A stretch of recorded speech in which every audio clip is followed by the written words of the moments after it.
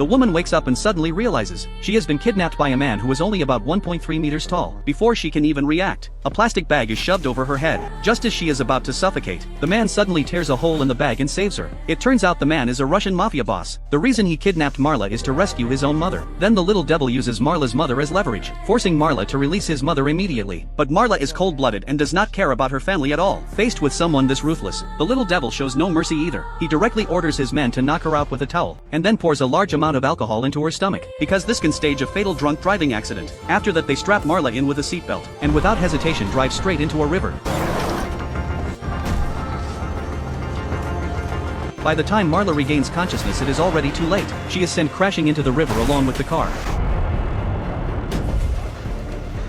Soon a large amount of water floods into the cabin. In a critical moment, Marla quickly reaches for her seatbelt, then rapidly moves to the back seat, and starts kicking the rear window like crazy. Unexpectedly, she actually manages to break it. As Marla uses all her strength to swim upward, she finally manages to survive.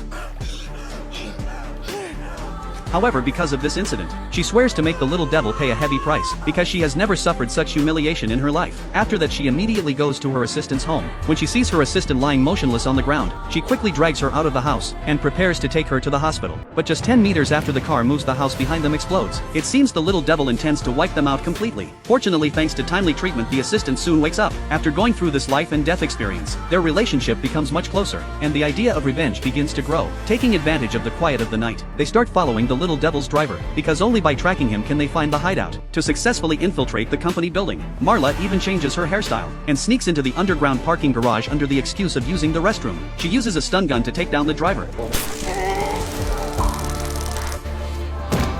Then when the little devil gets into the car, they immediately inject him with an anesthetic. Sure.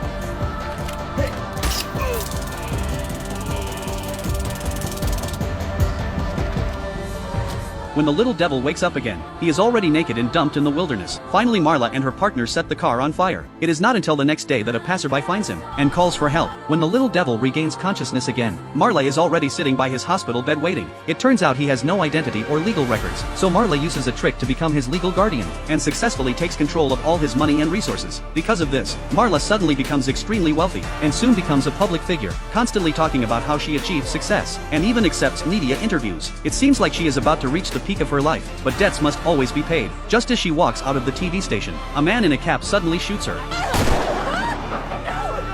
What she does not know is that the man's mother was also once a victim of her schemes. As the bullet hits Marla in the heart, she finally meets the fate she deserves, and that is the end of the film. I Care a Lot is a film that exposes the consequences of greed and the power of justice. It revolves around Marla, who runs a guardianship company. She uses illegal means to seize the property of the elderly, but ultimately falls into the trap she set herself. The greatest evil in human nature is often committed in the name of good. The ending not only highlights the severe consequences of greed and immorality, but also shows that justice will eventually prevail over evil.